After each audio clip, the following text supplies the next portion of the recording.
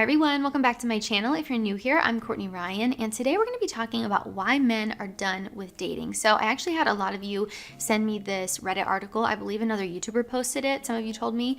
So I'm going to be going through that thread today, reading off some of the submissions as to why men are done with dating. The reason why I'm doing this is not to dwell on the negatives of why men are done with dating, but to shed a little bit of light on why people are a little bit fed up with the modern dating game right now. And I'm also going to offer some solutions and words of encouragement at the end, because you guys know I like to try and keep it as positive as possible here. So let's get started. Okay, so this thread is on Reddit and it's called "Why Are Young Men Giving Up on Dating?" So the first one here says, "To be honest, I'd rather just be a little lonelier than deal with all the hassle of dating. I'm really not in a place emotionally and financially where I can deal with sorting through a bunch of misses to find a missus." That was a common theme I saw throughout the thread as well. I'm sure that a lot of you can attest to feeling that way. It can be very discouraging when you're constantly going on first dates and then none of them are working out. I understand that that's a very discouraging thing. So that was a common theme. The next one says, "Nowadays with dating apps, there's always something new and more exciting just around the corner. So many women I've dated have abruptly broken things off because they found something more exciting. To the point where anytime I dated, it was just constant anxiety day in and day out because I was always living with the thought of, is today the day?" And I do think approaching it from that kind of point of view can be detrimental to when you're trying to grow and do things, right? If you're going in thinking, is today going to be the day where it doesn't work out, or it's doomed, or this is going to end, you're not going to get that positive result, right? So in this case, I would say focusing more on just living in the moment and being present, finding out if you even like her versus is she going to leave me? Is she going to end things with me? Is she going to find someone else? And giving yourself all of that unnecessary anxiety about it is going to make it so much more difficult for you. And I understand that when something continuously happens to you, I'm sure that this guy has dealt with this before, you kind of get into the habit of thinking, oh, well, this is just always going to happen. Every time I date someone, she's just always going to find someone new on dating apps. And while I do think that is a unfortunate reality for modern dating because of the rise of social media and dating apps, it's not 100% a guarantee. So trying to keep that positivity, even though it can be tough, is definitely important. The next one says, "Dating is like taking on a part-time job. I don't have the time or the energy." I'm sure all of you can relate to that. It's tough, especially when you're a busy person, having to plan time for dates and go out and meet people. You're just going on all these first dates. Maybe you're not getting second dates. It's like you're going on a bunch of job interviews that just aren't working out, right? That can feel really discouraging. And when you're constantly doing that and you're also, living your everyday life, maybe you have a full-time job, it's not the easiest to find time to go out with people. So if you're constantly not having success, it really is like a part-time job or even a full-time job, depending on how much you're going out. This one says, "You're paying money to have someone interview you, and there's a good chance you're not going to get the job. And if you do get the job, you have to continuously put in more effort in order to keep the job. There's no settling into a groove and riding the wave." That's kind of the common theme for a lot of things in life. I wouldn't say just relationships or with women.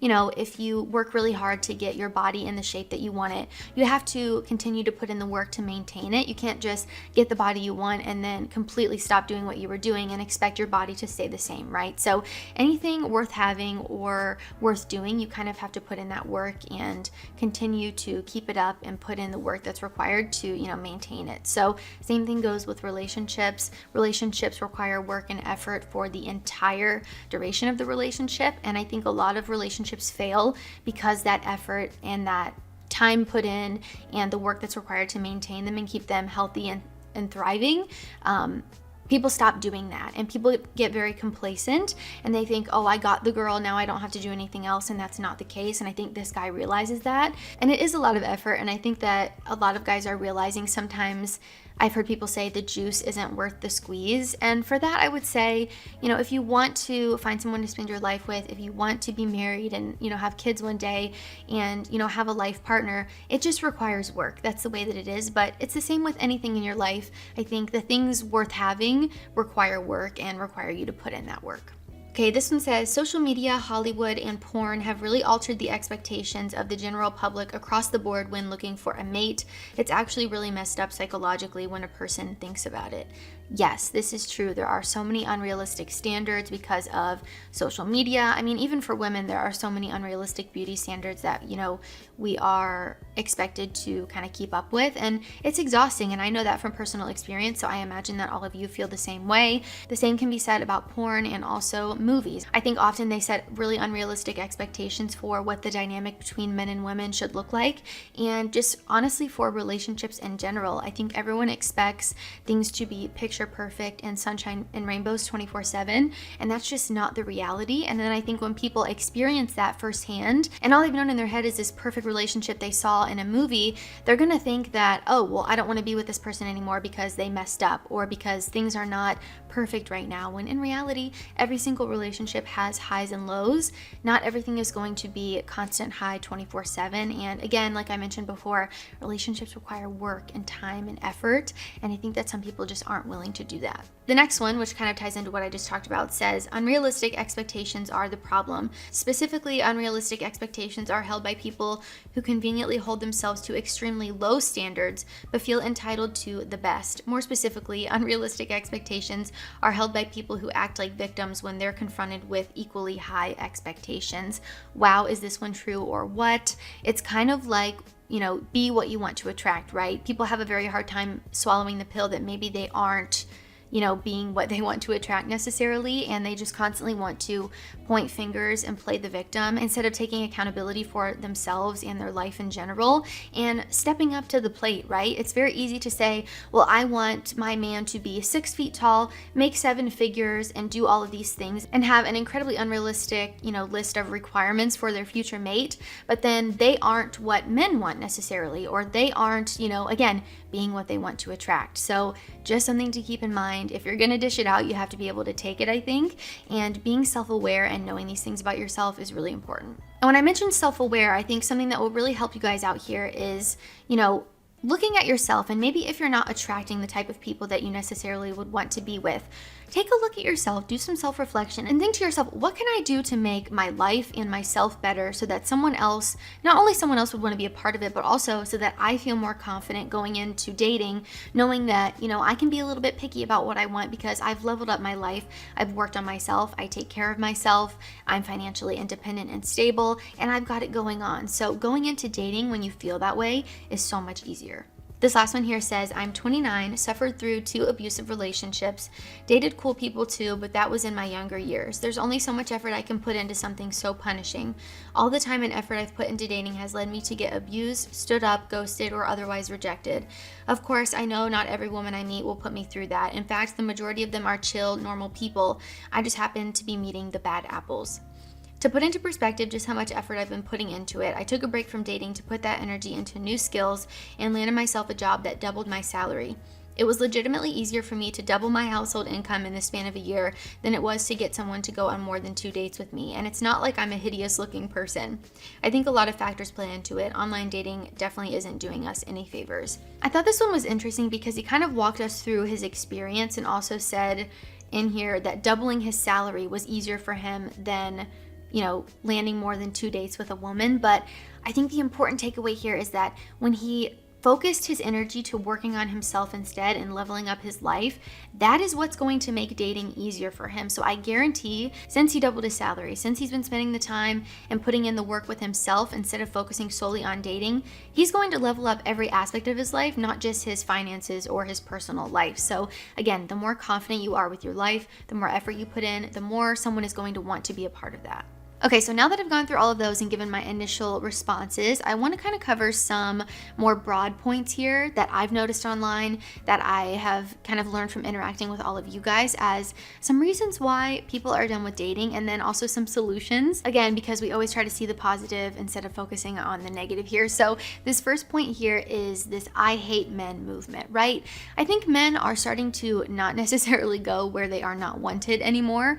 When someone continuously is telling you, I don't want you, I hate you, I don't need you here, at some point you start to listen. It's kind of like when you are not invited to a sleepover in elementary school and you don't want to ask to be invited. Like, you just shouldn't want to go if you aren't invited, right?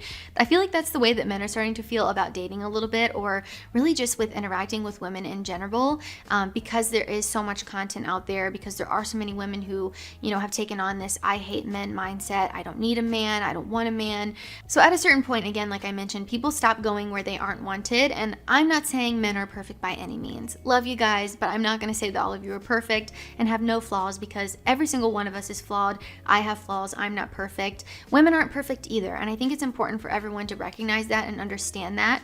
And to put a blanket statement on an entire group of people, or to generalize to that extent, is unhealthy for everyone, and it's not productive. And I also think there's a huge double standard here with this I hate men thing, because anytime I see a woman post content like that, the comments are flooded with, yes queen, yes girl, men are the worst, men are trash, men are garbage. But then if a man posts a struggle that he's having with women, or something that he's going through, he's just destroyed in the comment section, and there is not that support there the way that it is for women. And I think, recognizing that is really important. And I'm not trying to say, again, that we should feel bad for every man on the planet and men are perfect, because they're most certainly not. That's just the way that life is. But I think it's important to understand also, not everyone is bad. You can't just say all men suck, all men are trash, because it's simply not true. I know so many amazing men in my life, and it just makes me sad when I see content like that. And again, people stop going where they aren't wanted anymore. So just something to keep in mind. So I think a lot of men are sadly starting to listen to this and kind of run with it. So maybe just be careful what you wish for. And this point leads me into my next one, which is the double standards and unrealistic expectations for men for dating in general. This can be incredibly frustrating on both sides of the equations. Double standards are something that are very prevalent in our society.